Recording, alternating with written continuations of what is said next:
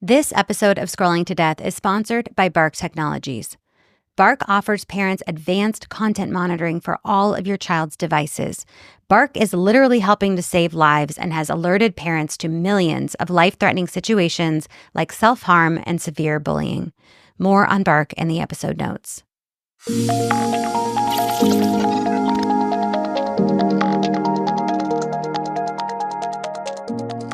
So welcome to Scrolling to Death. We are talking today with attorney Joel Wright of the Wright Law Group. Hi, Joel. Hi. So glad to be here. I know. We've been in touch quite a bit, and I'm excited to talk to you about a major lawsuit that you are working on. But also, I want to first touch on the fact that you're a dad of 5, and your kids are aged 24 down to 11, which is quite a gap. What have you learned? I wonder if you could share with parents off the bat, what you've learned from parenting a child that's now 24 down to 11 right now. In a nutshell, to just try and have an honest relationship, your kids absolutely are going to see things that are inappropriate. Mm-hmm. And if they can have a good working relationship with you and talk to you, I think that is by far the most important thing. Mm-hmm. Also, it is overwhelming. Parents cannot keep up. Even if you think you can keep up, you cannot. Mm-hmm. I really liked how the Surgeon General described it about a year and a half ago. It's like, before I put my kid in a car, do I need to understand how every part of that car works? Right. No.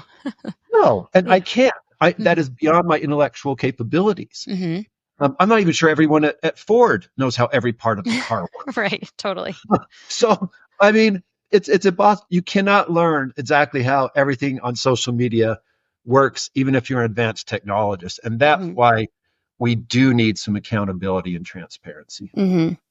Thank you for bringing it back to those conversations, because I'm working on a presentation right now for a school. I get to go to Napa to do a school presentation, which is exciting. The main theme that I'm working on and what I'm going to introduce right away is like conversations.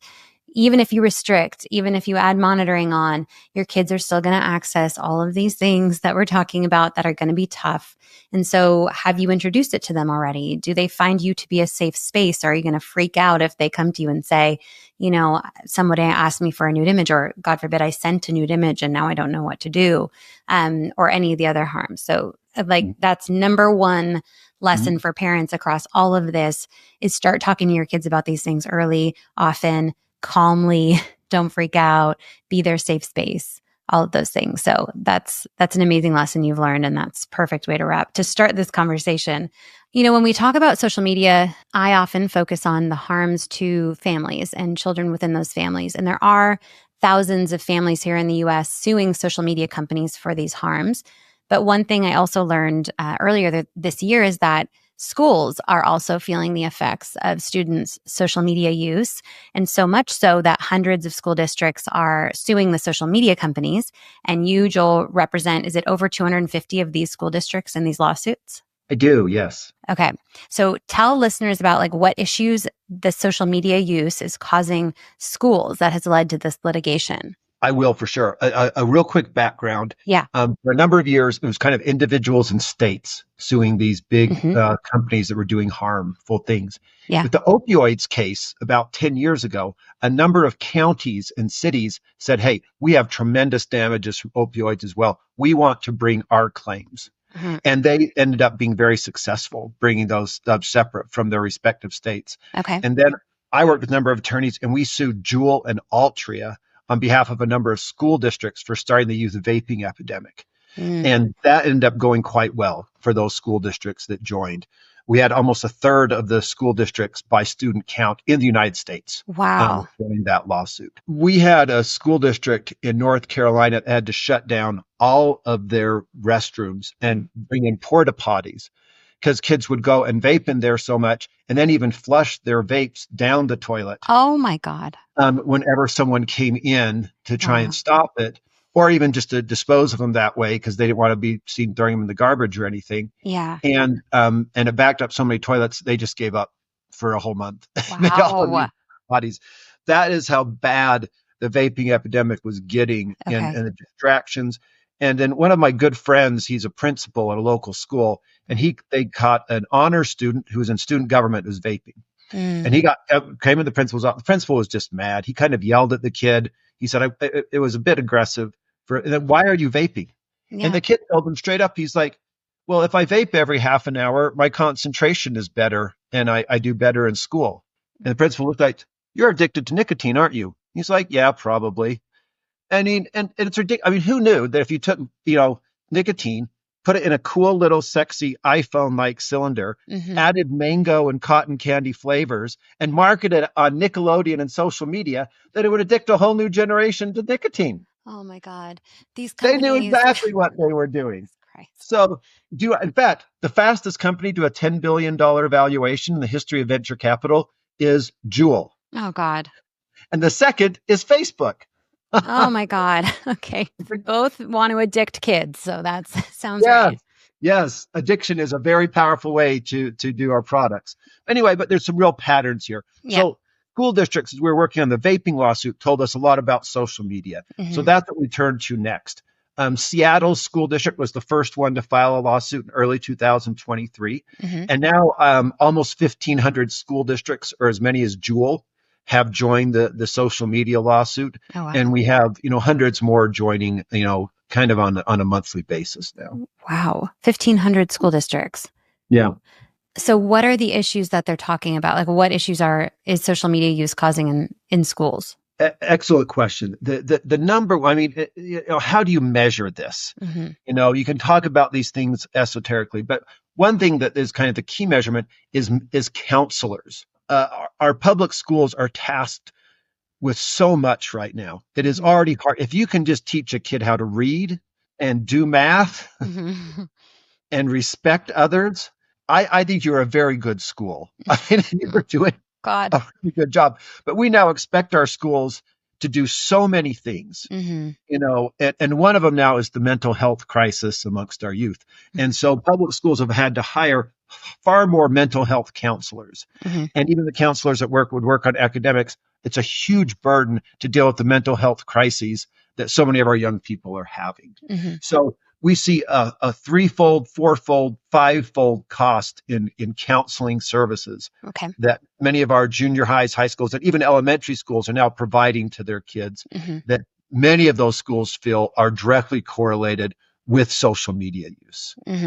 And so that is probably one of the biggest and largest things, and there are multiple other things as well. And I'll just go on briefly and then we can maybe talk to some of them. The next one is sort of like swatting incidents or threat incidents where some kid will say something stupid about how he's going to go in and shoot up or hurt some people at the school that are a bunch of jerks. And the algorithm sees that is popular at, let's say, George Washington Junior High. And all of a sudden, 90% of the kids have seen his violent threat on TikTok. So the next day, the enrollment could be half of what it might other be.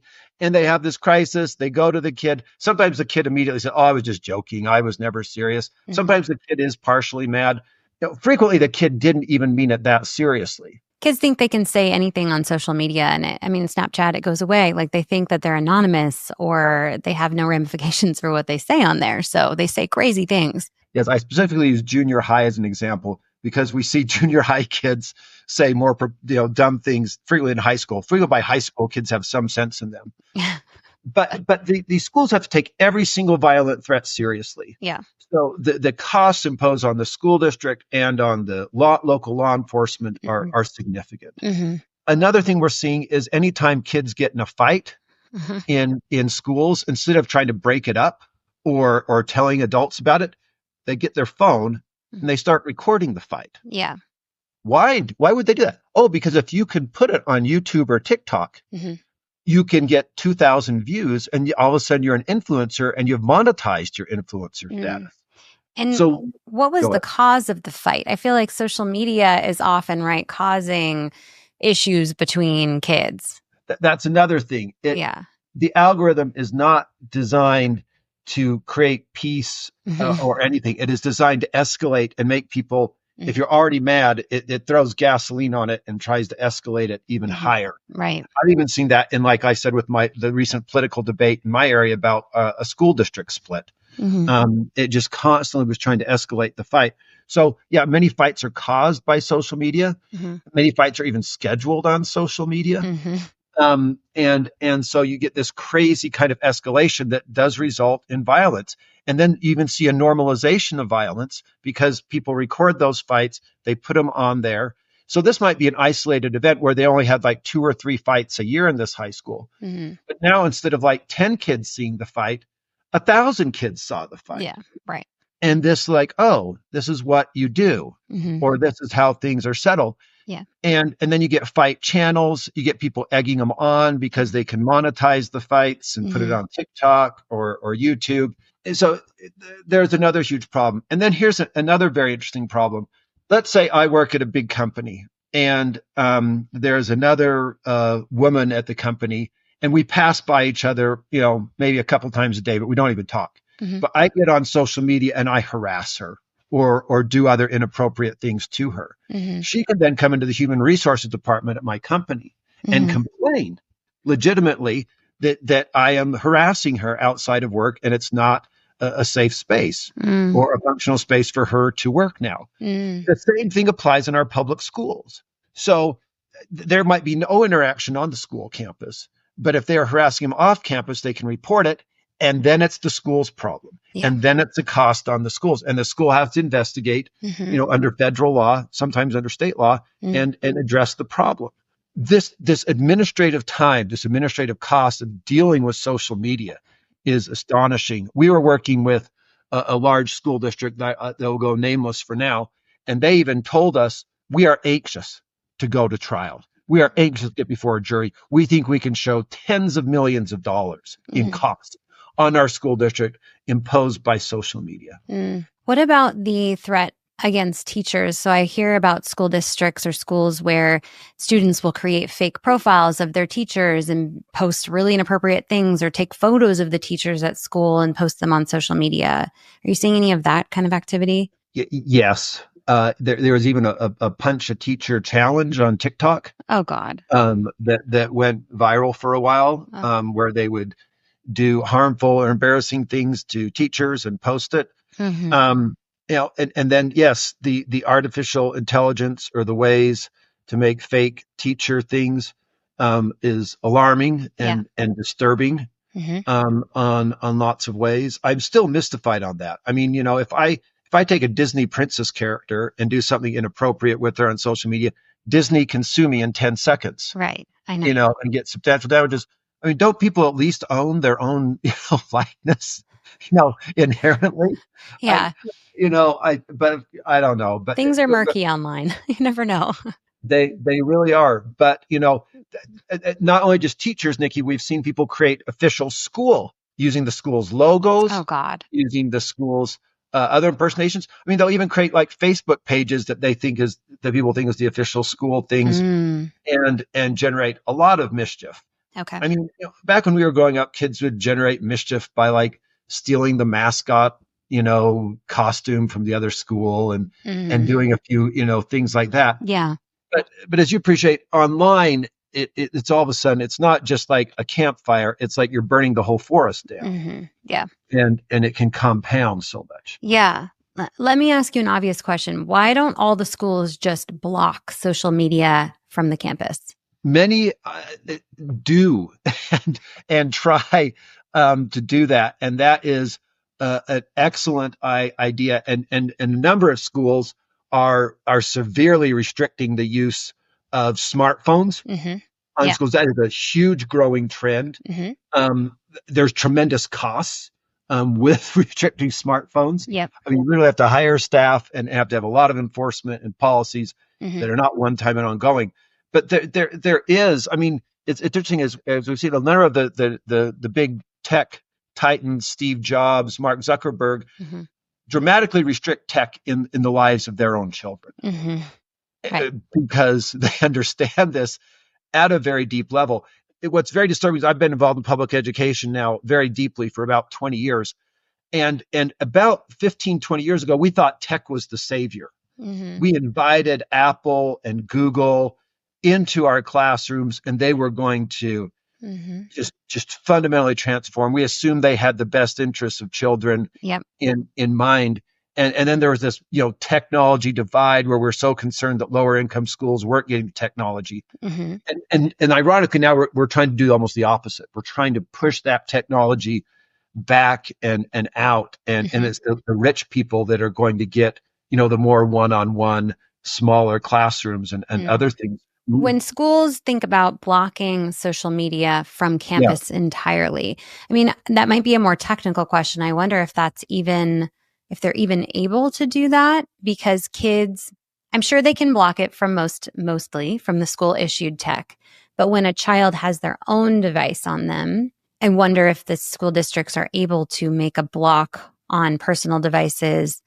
And also, kids are smart and they create VPNs, whatever that means, but they create ways to work around the school restrictions anyways. So I assume it's been kind of ineffective to block social media entirely on campus. I've heard of schools attempting it, but as you appreciate, like, if you have a Verizon or AT&T or T-Mobile cell phone, Mm-hmm. you can always go off the Wi-Fi and get that signal and Right. typically get things, and the cost of like completely blocking like the AT&T signal into your school No. is Right. beyond the capability and cost Yeah. of most schools. So I think they've pretty much given up because I mean, only 10 years ago, a lot of kids didn't have smartphones and now they're Mm-hmm. ubiquitous. Yeah, good point that they just have to get off the Wi-Fi and then they can get Yeah. access to whatever they want. Didn't think about that.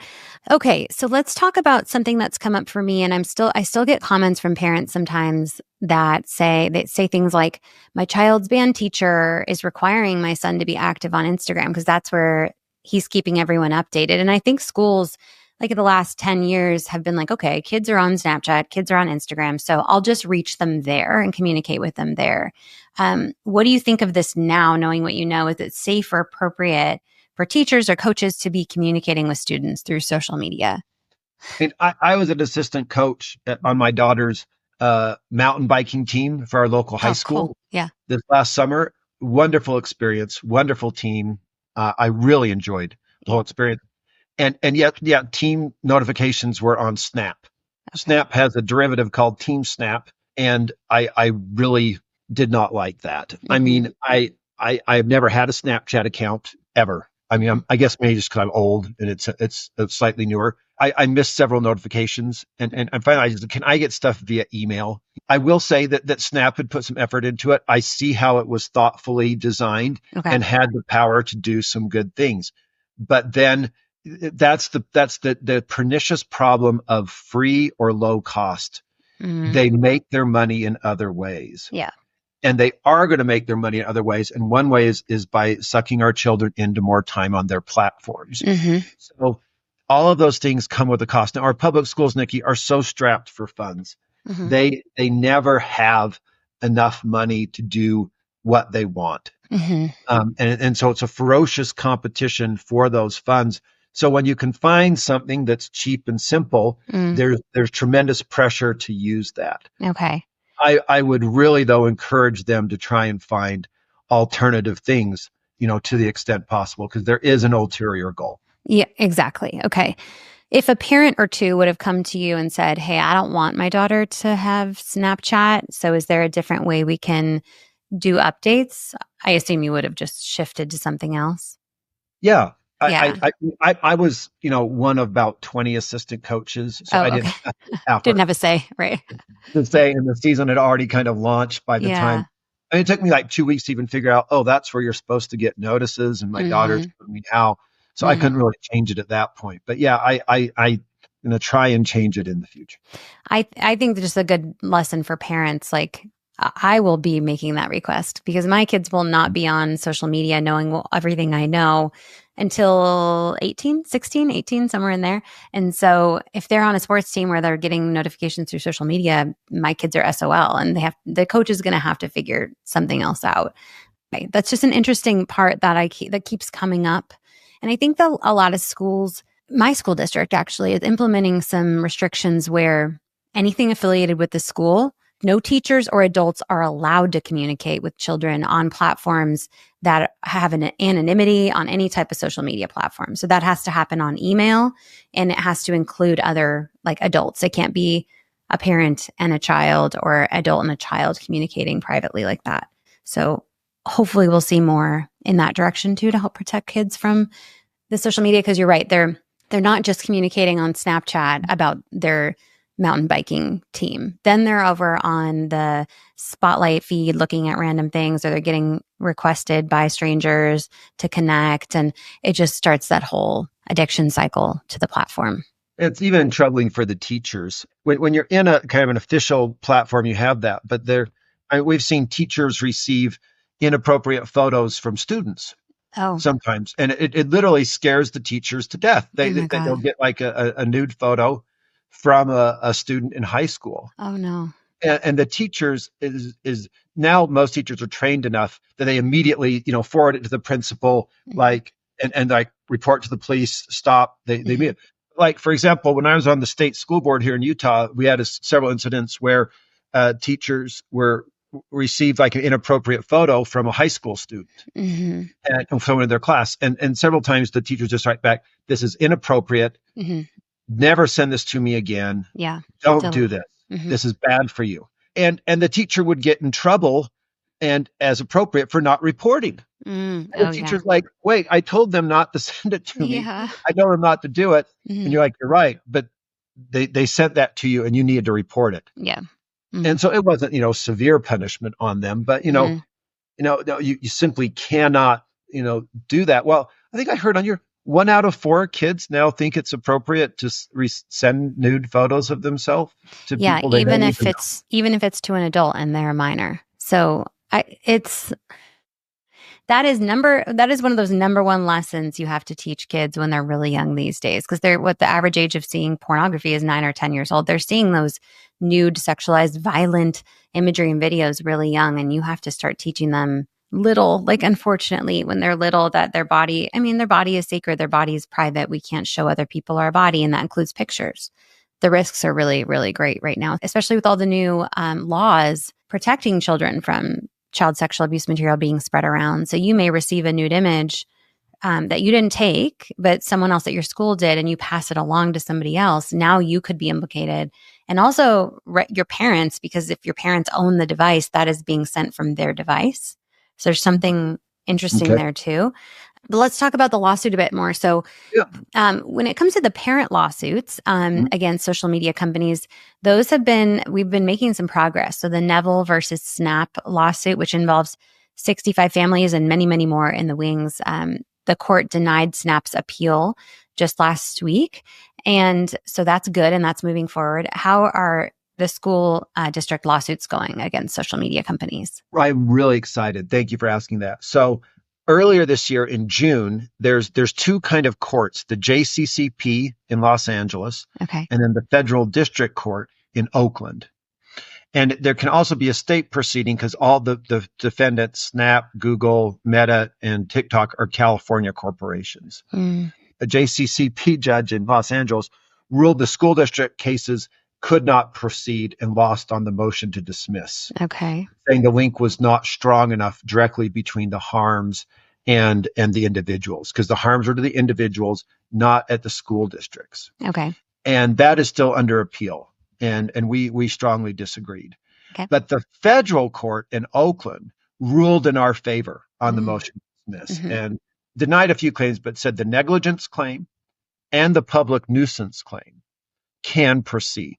Okay. So we are very excited on that. We can now start doing discovery and depositions, and we've chosen the bellwether school districts. These are the approximately about 12 to 16 districts Mhm. that are going to go through discovery and depositions and get ready for trial. Okay. The districts that join now really have a good deal. They will not have to go to trial. They simply have to complete a plaintiff fact sheet. It takes about 10 to 15 hours Okay. at most, and then they can participate in the lawsuit. Okay. So we anticipate this trial will happen probably in 2026, Okay. Mhm. and they will try those test cases until they get a pattern. The Mhm. pattern could be that we lose. If we lose 2 or 3 of them in a row, they'll probably just be game over. Mhm. The first one might return a substantial verdict. Next one might return a medium verdict. And then the defendants say, okay, there's enough of a pattern here. Here's a pattern for a settlement that, Okay. we could work out. So we don't know. We think the chances are very good, though, with making it past the motion to dismiss Mm-hmm. and the significant costs. And Nikki, one of my favorite things about the Constitution is Mm-hmm. the right to a trial by jury. Love A it. lot of people in this world are somehow conflicted or have a take, in some things. But juries, this random selection of people, Mm-hmm. I just want to go off for a bit, is one of the best things about our Constitution. Mm-hmm. You just get these random groups of people, and I think they do a great job for the Mm-hmm. most part. They're paid like $70 a day. They get bad food. They have to work for a week or two. Popping in here to tell you about the best phone for kids, and that is the Bark phone. If you don't want your kids signing up for social media, an iPhone is not going to do it. They will find their way around the parental controls. The Bark Phone starter plan comes with talk and text only. If and when you're ready to start integrating social media access or more apps, there are advanced plans available that offer social media, but not without your approval. Plus, the Bark Phone has advanced content monitoring, which will send you alerts of potential dangers. If your child already has an iPhone or an Android and you don't want to switch it up, please layer on Bark parental controls as a baseline. You can set screen time rules, block certain websites and apps, get alerts, and a ton more helpful options for parents. Also, check out the brand new Bark Watch. But some of the most patriotic and good people in the world do that, and we are so excited to take these social media cases to a jury and explain what these companies knew, Mm-hmm. what the law was, and how they keep doing it. Mm-hmm. I mean, did you appreciate, Meta? Let's just say Meta made a profit of, I think, $140 billion last year. Yeah. The average employee at Meta makes about $300,000 a year. I didn't know that. They are a hugely profitable company. Mm-hmm. They need very few humans to do what they do. Right. And most of the humans that they hire, Nikki, are advanced data scientists who are just kind of managing the algorithm and trying to find how to make it as sticky as possible. And furthermore, their stock price, what's fascinating, is more tied to the screen time than it is even to how much money they're making. Because if they get the screen time, the money follows. Yeah. They are confident they will figure out how to make the money. Yeah. Their incentives between artificial intelligence, which is just out there searching for as much screen time as possible, and Wall Street, which also rewards them on their screen time, their incentive structure is so powerful to keep doing the harms that they're doing. Unless these lawsuits happen, unless COSA pass or some other things, they can't change. I have several friends who have worked for social media companies or are currently working for them. Nikki, I'm sure you do as well. Yeah. These individuals are not evil people. They are not Satan embodied. I mean, they are No. people, but they have told me, if these are the rules of the game, this is how I have to play. It's like in the NBA. If you give me 6 fouls a game, I'm not going to feel bad about playing aggressive defense and getting 4 or 5 fouls per game. That is how I'm going to play. Right now, these are the rules, Joel, and we're operating within the rules. If you change those rules, we've got to operate differently. But as a publicly traded company, we have to maximize shareholder profit. Yeah. So you can call them evil, you call them what, or you can say, you know what, we've got to change the rules. By things. Places like Australia have just gotten so mad, they're throwing the baby and the bathwater out. Yeah. They've just completely had it. They're just no more for anything under 16. Yep. So I'm hoping we can find a way forward, because if not, I mean, it's very similar to what alcohol was 100 years ago. Our country got so frustrated with alcohol, we tried prohibition for over 10 years. And I think to some extent, social media and algorithms are like alcohol. And we've got to find ways to work within them and even raise the awareness so people can realize how harmful they are. So, Nikki, I just want to give a shout out to you. You've done such a powerful job. Thank you. In educating me and so many others. I mean, people understand alcohol. People understand nicotine. People don't understand artificial intelligence and the algorithm. Yeah. No. At the level they need to. And you've done a wonderful job in starting to change that. Thank you. I mean, the companies, they lie to us about, how addictive it is and about the harms. And so it can be very confusing to understand really what's going on here. And through seeing thousands of stories, they're all families all saying the same thing. You're like, oh, wait, and then research and reports coming out saying, oh, YouTube is recommending self-harm and eating disorder content to children. Like, why are they doing that?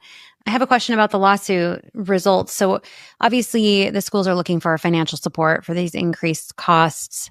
Forgive me if I'm saying this wrong, but is there also an injunctive relief Yeah. thing? Like, so what do you want them to change to help this whole situation get better? The lawsuit is too immature to Okay. know what that is. Okay. But there are multiple good things that are out there. For example, with the vaping lawsuit, Juul no longer can advertise on social media.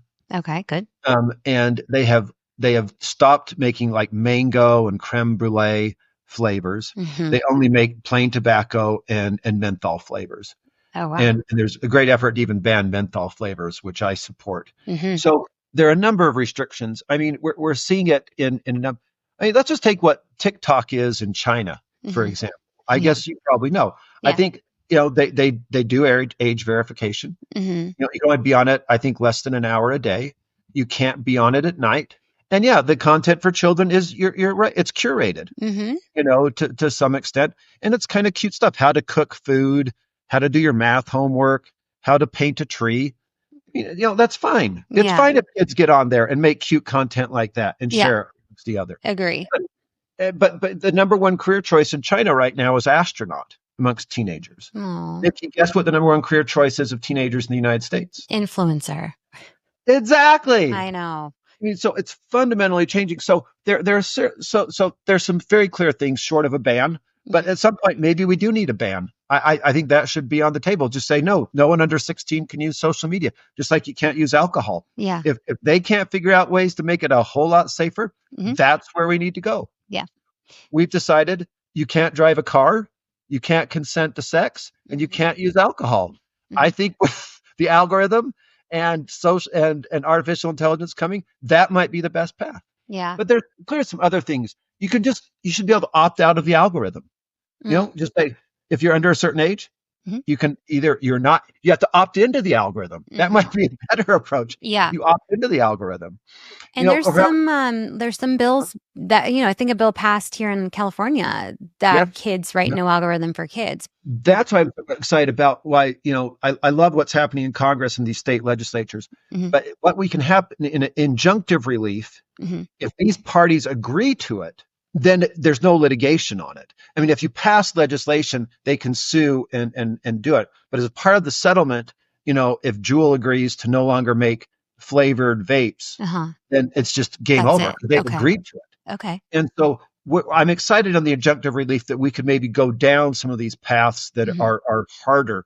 I like the idea that a kid pays $2 or $3 or $4 a month and opts out of the algorithm, and or advertisements, gets out of the advertisement. So yes, I understand they're a business; they have to make money. But if I'm paying you, then you don't have to exploit me. But I think they are terrified by that, Nikki, because very quickly people would start to see how horrible the contrast is and what they're doing to the kids who aren't paying a few dollars a month. Yeah. And then it's a limited revenue too, because that's how much they're paying, and they're not being fed that addictive algorithm that keeps them on there 5 hours a day on average. And so with the algorithm, they can pull them in and keep them on there 5-10 hours a day. So yeah, they've proven to not, I mean, they've had plenty of chances, these social media companies, to try to make their platforms safer, and they keep disappointing all of us with what they roll out, or putting more responsibility on the families and the kids to keep ourselves safe rather than just fixing the addictive product design. So yeah, it'll be interesting to see what you guys suggest would be helpful with an injunctive relief, like what we would request of these companies to help eliminate some of the issues that are being caused at school and also at home related to social media. The social media companies could be a lot helpful. They could say, no, our products aren't available on public school grounds. And they could, do that to a much greater extent. They could work with school districts to identify content that is, promoting fights or swatting or terrorist threats. Yep. And take those down, very promptly, and put limits on it. They could, the mental health cost is tremendous. Mm-hmm. And they could, it would take a whole evolution of their stuff, but let's look at some of the key inflection points in technology history. Nikki, I think you're a bit younger than me, but you can remember the pre uh, social media Yeah. world as well. I mean, online music, Mm-hmm. you know, it was free with Napster, and you had a lot of lawsuits, a lot of problems, Mm-hmm. and now we pay for most of the online music, and music is thriving. Yeah. My son and his friend even made a band, and they put it on iTunes, and Mm-hmm. now you can go see his song. His band is named Pac Sun Ritchie, Cute. Yeah. Cool. and if you guys want to go find it, you can now find it. So even people like my son in college can form a band and put music out there, which I think Mm-hmm. is great. Yeah. So that was a great inflection point. We can see that was okay. Amazon realized very quickly that there's going to be a huge market for used books, Mm-hmm. and they were selling new books, and the profit margin was a lot lower on used books. Mm-hmm. Now I'm dating myself by saying I still read books, but I do too. I have a few behind me. you Yeah. do. I love it, Nikki. But then Amazon, right? No, we're gonna go into the used book market. Mm-hmm. And I'm hoping that these social media companies can see that there is a positive future and a positive market, not just for selling, eating disorder, violent, fentanyl, garbage, stuff, but really helping people become, Yeah. better connected in kind of the optimistic way that we had 15 years ago. Mm-hmm. And even Google's had this, Mark Zuckerberg wanted to connect people. Google says, don't be evil. And I think so much money came into it that being evil became so profitable Mm-hmm. that that's where we are now. And if we don't put some guidelines on them, Mm-hmm. they will keep doing this. Yeah. Being evil became so profitable that they just stayed there. It's crazy. And there's been a lot of progress this year with lawsuits, not so much with legislation, but what do you forecast would happen or could happen in 2025? Like, do you think parents will get any support legislatively given the progress we've made this year? I am really cautiously optimistic. Elon Musk recently tweeted his support for COSA. I know, big. Donald Trump Jr. did. Yeah. President Biden has been great on this issue. Mm-hmm. I don't know if he's been as effective on it as he wanted to. Mm-hmm. I'm just going to call her out. Nancy Pelosi was not good on this issue for a number of years. She represents the district where some of the biggest tech companies are. They funded her generously. She prevented a lot of things. Since then, most of the key Democrats have become out and been strong supporters. So to see the Trump administration supporting it, we've seen a number of Republican states, Florida and Texas, pass great laws. We've seen California pass some great laws. Yeah. In a country that's very divided, we have a lot of bipartisan support Right. on this issue, and I'm really excited about that. And so I think every year the lawsuits get better, the legislation gets better. This is not going to end in 2025. Yeah. It's not going to end in 2026. This is going to be an ongoing struggle. Mm-hmm. And even once we reach a status quo that we think is good, the technology is evolving so quickly with artificial intelligence that this is going to be the struggle for the rest of our lives. Yeah. Let me just say it now. So, Nikki, we are never, I bought a Tesla with artificial self-driving 6 years ago. And for the first 2 or 3 years, I really wasn't impressed. In the last 2 years, it has become significantly better. Wow. And that is because I realized I was a guinea pig. It is recording everything I am doing and using every mistake or thing I do right and aggregating that data, and is getting much better. So the power of artificial intelligence and algorithms is going to continue to grow exponentially. And so this is going to be, as soon as we find out some new norms, we are going to have to be there. We need politicians and thought leaders who are tech savvy. We need parents who are becoming more aware, and we're never going to get there, but I think we can get better. And that's why I'm so grateful for the awareness that you're doing. I really hope COSA passes, and I really hope that, some other things are going to do. But like I said, the tech sector is so powerful. They're going to keep figuring out new ways to do it and new ways to move forward. And then I hate to say it, but our friends in China don't have the ethical constraints that we do. And artificial intelligence is going to be determined by the United States and China. And Mm-hmm. I hope the United States model is better. Mm-hmm. I mean, I want to sit here and criticize China. I'm not entirely sure at times that we're morally superior to China on artificial intelligence. I hope we become that way. But this will be the defining battle for the rest of our life. And I hope that by the end of my life that we've moved artificial intelligence in a good way. Mm-hmm. But I mean, even like the Dune novels that were written in the 1960s were written about humans getting so mad at artificial intelligence, they basically destroyed them all. Mm-hmm. You know, Yeah. and Or that had Matrix. it. And we could go into something very similar. Mm-hmm. And what Australia did, I think, is the tip of the iceberg if these companies don't realize it. We are ready to go back to the Stone Age Mm-hmm. if tech keeps going in such a toxic way. Not even the Stone Age, just 15 years ago, when like it was a chronological feed on social media and kids didn't have these access to like, it's not that Oh, long ago. are you Um, implying 15 years ago was the Stone Age? no, It might be. I mean, the evolution that has happened in the last 10 years is insane. And what I'm Oh, hoping is we just start to safeguard, like create little cocoons around our kids and not allow them to be the guinea pigs mhm. for this technology that often proves to be harmful. You bought a Tesla early on and you're fine being the guinea pig of the Tesla, but we're not giving our kids access to harmful, deadly. I mean, we are giving our kids access to harmful, deadly AI platforms, social media platforms, not fully understanding the harms of it and just allowing their data to be fed in and be training these AI models. And that is harmful. And so that's where we need to create a barrier between who can get access to our kids and what companies can, and then adults being treated separately. We can have plenty of technological advancement with adult use and still protecting kids and letting kids be kids. And Nikki, what you're saying is not radical. And it's so exactly in schools, they gather enormous amounts of data on our children. Yes, I do. And that data is tremendously cannot be used unless it benefits the child. And only at a certain, even if only in certain ways can that data be used. And that's been a huge fight. Yeah. And we know your accountant, your doctor, your attorney also cannot use your data in ways that harm you. And yet there was a client recently that's part of the social media lawsuit. She went into an eating disorder treatment center for the second time. She was scrolling on TikTok before they took her phone away. And TikTok was showing her eating disorder content about how to cheat the system in an eating disorder treatment center. No, Joel, this is too much. So yeah, that was Matt Bergman who told me about that. But Oh but my let's God. stop and pause for a second about the level of depravity. That artificial intelligence is not immoral, it's simply amoral. It knows that this young woman has an eating disorder. It knows that where she is.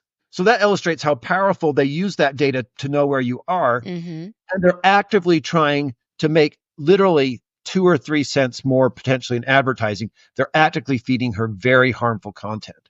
I mean, if a doctor or a lawyer or a school teacher or use data on someone in that way, they'd just be fired immediately. And yet TikTok does this. TikTok kind of has been fired. I mean, exactly. And Yeah. how in the world did we get to this point I where know. this is allowed? Yeah. I mean, this is truly insane. When you actually talk about it like that, it's truly insane. Like it really, really is insane. And so This isn't new. Yeah, I we've know. had Yeah. doctor privilege, clergy privilege, school data for years. And why they get to use this, it makes no sense. Yeah. And so with the school thing is interesting. So there's some families suing Power School for exposing children's data. There's a lawsuit showing, I think it was 30 million or 70 million students and teachers' data has been sold to third parties without proper permission. And so this to parents that are listening is like, wait a minute, what's happening? Like the tech that our kids are using and being given by the school is collecting their data. I didn't sign up for that. And then it's selling it. And then now there's dossiers on your child so that when they're online, they can get served super targeted advertisements, super manipulative algorithms. That's not cool. And how can parents advocate for that is a separate project I'm working on related to getting kids safety around school tech, and that's coming soon. Is there anything else you want to share about the lawsuit Anything else you want to share about social media harms? If your school district is part, ask your school board member or your superintendent if they're part of this case. Okay. If they're not, encourage them to consider joining it. It Okay. really is very minimal cost. School districts get sued all the time. They rarely affirmatively sue anyone else. But this is time. It's imposing tremendous costs. School districts that join now, it'll literally be only about 10 hours of their time. Okay. And there's a significant upside, not only changing how social media operates, but really, the compensation for the harms and the costs they've already incurred, that they could receive compensation for those costs. So yeah, I'd love to talk to any of your school board members or your superintendents about that. Okay. And we frequently give presentations in school board meetings, about those. Oh, yeah. No Good. school district is too small. Okay. Search for Joel Wright on LinkedIn. Okay. And just message me there. Or I'm happy to give my mobile number here even. 801-368-5385. Just give me a call. Okay. And I'll link to your LinkedIn as well. I know you're active on there. We're often engaging on LinkedIn. So, Joel, thank you so much for doing this. This was enlightening. And I loved how many things we touched on for parents today. And so keep me posted on the lawsuit and any other things that come up related to parents and our kids' use of social media. And I'll include all that information in the episode notes. But Joel, thank you so much. My pleasure. Nick, carry on, my friend. Yeah.